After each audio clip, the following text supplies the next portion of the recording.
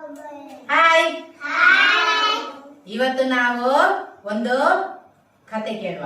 ಆಮೆ ಮತ್ತು ಮೊಲ. ಒಂದು ದೊಡ್ಡದಾದ ಕಾಡಿನಲ್ಲಿ ಬೇರೆ ಬೇರೆ ರೀತಿಯ ಪ್ರಾಣಿಗಳೆಲ್ಲ ವಾಸವಾಗಿದ್ದವು.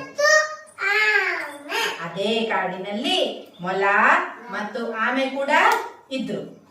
ಈ ಮೊಲ ತುಂಬಾ ವೇಗವಾಗಿ ಓಡುವುದು, ಅದಕ್ಕೆ ಜಂಬ. ನಾನು ಎಲ್ಲರಿಗಿಂತ ಫಾಸ್ಟ್ ಹೋಗ್ತೇನೆ, ನಾನು ಎಲ್ಲರಿಗಿಂತ ವೇಗವಾಗಿದ್ದೇನೆ. ನೀನೆಂತ, ನೀನು ಸ್ಲೋ, ನಿನಗೆ ನನ್ನಷ್ಟು ವೇಗವಾಗಿ ಓಡ್ಲಿಕ್ಕೆ ಆಗುದಿಲ್ಲ ಅಂತ ಎಲ್ಲಾ ಪ್ರಾಣಿಗಳನ್ನು ನೋಡಿ ನೋಡಿ ಹೀಯಾಳಿಸ್ತಿತ್ತು. ಬೀಚಿಗಲ್ಲ, ಈಗ ಕಾಡಿದ್ದು ಬೀಚಿದು ಬೇರೆ.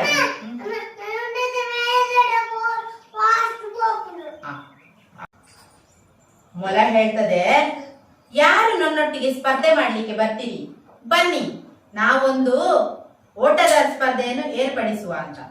ಆಗ ಎಲ್ಲಾ ಪ್ರಾಣಿಗಳ ಹತ್ರ ಹೋಗಿ ಕೇಳ್ತದೆ. ಯಾರು ಕೂಡ ನನಗೆ ಓಡ್ಲಿಕ್ಕೆ ಆಗುದಿಲ್ಲಪ್ಪ, ನಾನು ಬರುದಿಲ್ಲಪ್ಪ ಅಂತ ನಿರಾಕರಣೆ ಮಾಡ್ತಾರೆ. ಕೊನೆಗೆ ಮೊಲದ ಹತ್ರ ಬರ್ತದೆ. ಮೊಲ ಆಮೆ ಹತ್ರ ಬರ್ತದೆ. ಆಮೆ ಅಣ್ಣ ಬರ್ತೀಯಾ ನನ್ನ ಜೊತೆ ಸ್ಪರ್ಧೆಗೆ? ಅದಕ್ಕೆ ಆಮೆ ಹೇಳ್ತದೆ, ನೋಡೋಣ, ಬರ್ತೇನೆ ನಾನು. ಆಮೆ ಧೈರ್ಯಗೊಂದಲಿಲ್ಲ. ಮೇಲಿನಿಂದ ಹೋಗುದಲ್ಲ, ಒಟ್ಟಿಗೆ ಹೋಗುದು. ಎಲ್ಲಾ ಪ್ರಾಣಿಗಳು ಸೇರಿ ಒಂದು ಗುರಿಯನ್ನು ನಿಗದಿಪಡಿಸ್ತವೆ. 2 ಮರಗಳ ಮಧ್ಯೆ ನೀವಿಬ್ರು ಇಲ್ಲಿಂದ ಇಲ್ಲಿವರೆಗೆ ಹೋಗ್ಬೇಕು. ಯಾರು ಎಲ್ಲರಿಗಿಂತ ಮೊದಲು ಮುಟ್ಟುತ್ತಾರೋ ಅವರೇ ವಿಜೇತರಾಗುತ್ತಾರೆ ಅಂತ ಇಬ್ರು ಒಪ್ಕೊಳ್ತಾರೆ.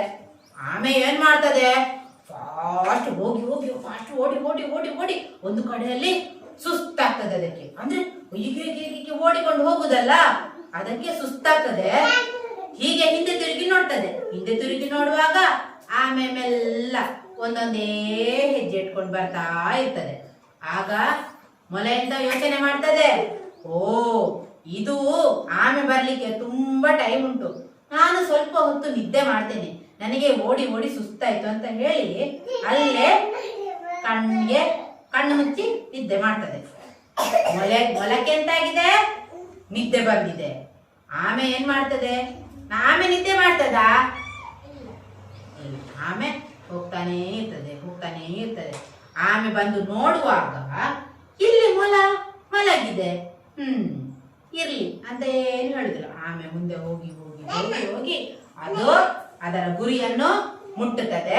ಅದು ವಿನ್ ಆಗ್ತದೆ. ಎಲ್ಲ ಪ್ರಾಣಿಗಳು ಬಾರಿ ಖುಷಿಯಿಂದ ಚಪ್ಪಾಳೆ ಕೊಡ್ತವೆ. ಚಪ್ಪಾಳೆದು ಸೌಂಡ್ ಕೇಳುವಾಗ ಏನಾಯ್ತು, ಆಮೆ ಹೋಯ್ತು, ಆಮೆ ಗೆದ್ದು ಬಿಟ್ಟಿತ್ತು. ಅದಕ್ಕೆ ಆಮೆ ಹತ್ರ ಹೋಗಿ ಕ್ಷಮೆ ಕೇಳ್ತದೆ. ತಪ್ಪಾಯ್ತಣ್ಣ, ನಾನೇ ವೇಗವಾಗಿ ಓಡ್ತೇನೆ ಅಂತ ನನಗೆ ಬಹಳ ಜಂಪ ಇತ್ತು, ಆದ್ರೆ ನೀನು ಇವತ್ತು ಇದನ್ನು ಸುಳ್ಳು ಮಾಡಿದೆ ಅಂತ ಇಬ್ರು ಖುಷಿ ಆಗ್ತದೆ.